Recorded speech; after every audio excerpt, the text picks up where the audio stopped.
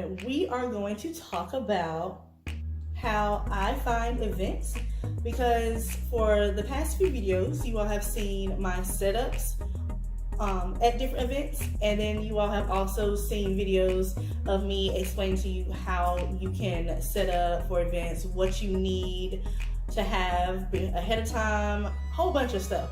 So I have been getting questions from people on how I find events to be a vendor at or to show in fashion shows. So I've already done 2 events so far this year. We are in March. I have one coming up this coming up weekend in Atlanta, and then I have 6 more after that. So I have a total of 7, and then I actually just got invited to another one a couple nights ago, but I haven't given them a definite answer. So technically I have 8. Okay, so out of those 8, I only requested information for 2 of them. The rest of them I got invited to. So we're going to talk about how I do that. And I will tell you 3 specific ways that I go about finding events. Sorry for keep pushing up my glasses. My glasses keep falling down. I don't know if it's the lotion on my face or what. Sorry. Okay, so if you all are new to me, my name is Aikanisha. I am the owner of the online boutique called Jinx Fashion Inc. I started it July 2nd, 2017, and I've been going on strong ever since. I sell statement making pieces to ladies sizes small through 3XL, sometimes 4X. Okay, so let's get started. All right, let me see what I need to let you know. I want to make sure I go in the right order because my mind goes like this, and then I'll tell you stuff and then not tell you stuff, so I want to make sure I'm good. Okay, so I would say that the 3 different ways that I have, they are super simple. So first, I use Facebook events. You know how you get invited to events and then you want to click on yes or no? I don't always just click on yes or no. I actually click on the event and then see what else is going on in that particular city or my city or cities close to my city. So that way, if there's a fashion one popping up somewhere, I can just click on it, ask the person for more information, let them know who I am, what I can bring to the table, all of that fun stuff, and of course leave my email address. So that is the first way.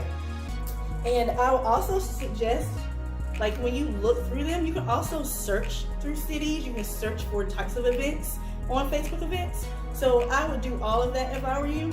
And also look out of state if you're willing to travel. As you just heard me say, I'm going to an event that I got invited to this coming up weekend in Atlanta. I stay in North Carolina, but people that know me know I have no problem with traveling for a coin, okay?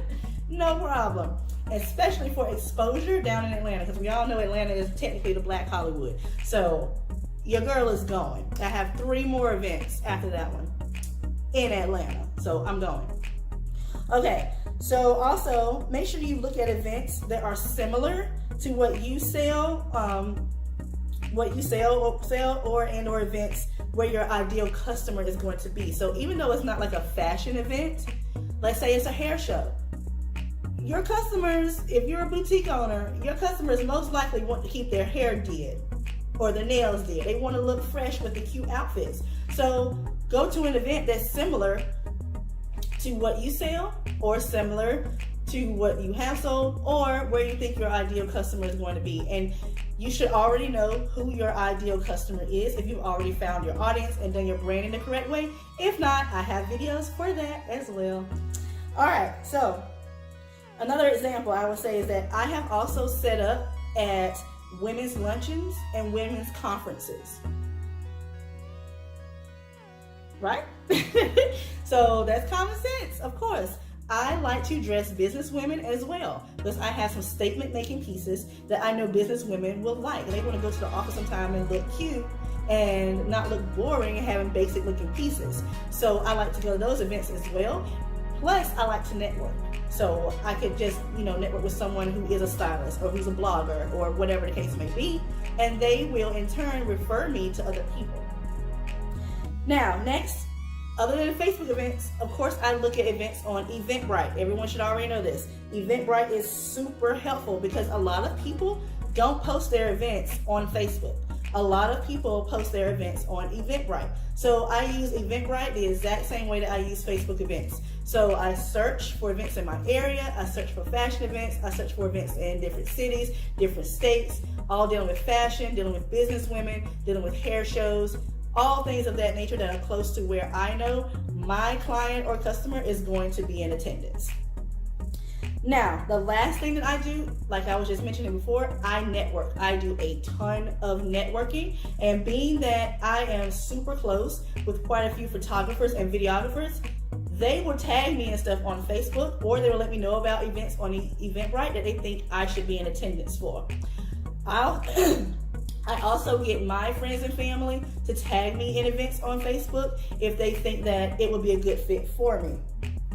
And there are also a lot of stylists and bloggers that I have networked with on Instagram. And so being that I've gotten so cool with them, in turn I've gotten cool with their friends. And so now they all will refer me when it comes time to go to an event, or if someone's looking for a cute outfit or whatever the case may be.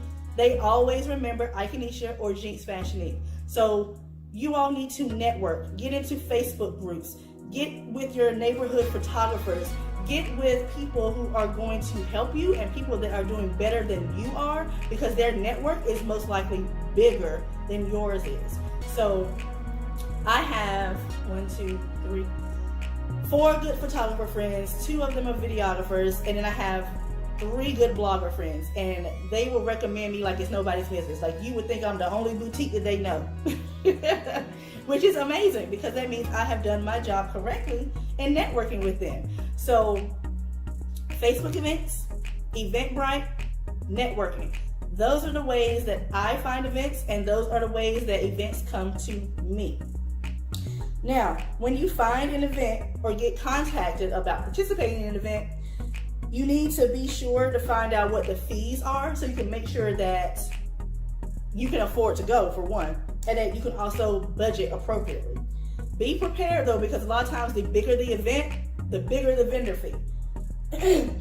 Now, I have paid up to $450 to attend an event, but that particular event, which is coming up in July, there are going to be celebrities and reality stars there. So I don't care about paying the $450, because these people are going to be able to help me.